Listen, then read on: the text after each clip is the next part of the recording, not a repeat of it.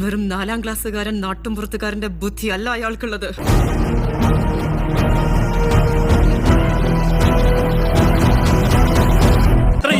ഒരിക്കലും കിട്ടില്ല.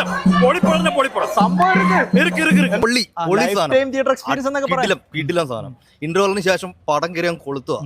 നമുക്ക് ജിത്തു ജോസഫിനെ അറിയാലോ, നമുക്ക് ആ ഒരു പുള്ളിക്കാരൻ ആ പാറ്റേൺ അതേപോലെ തന്നെ ഇട്ട് വെച്ചിട്ടുണ്ട്. ഏതായാലും നീ ഇതിനൊന്ന് തുനിഞ്ഞിറങ്ങിയേ പറ്റൂ.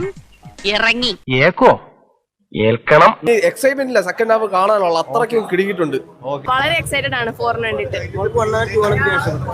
എല്ലാത്തിനും അതിന്റേതായ ഒരു യുണീക്നെസ് ഉണ്ട്. ഓരോന്നിനും അതിൻ്റെതായ സമയമുണ്ട് മോനെ.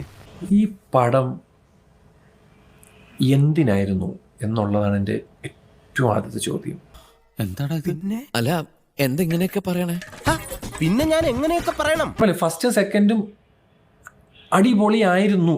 ഇവിടെ വരുമ്പോ ഒന്നുമില്ല. ആ പഴയ പ്രഭാകരൻ തന്നെയാണോ ഈ സംസാരിക്കുന്നത്? എല്ലാരും അടിപൊളിയായിരുന്നു.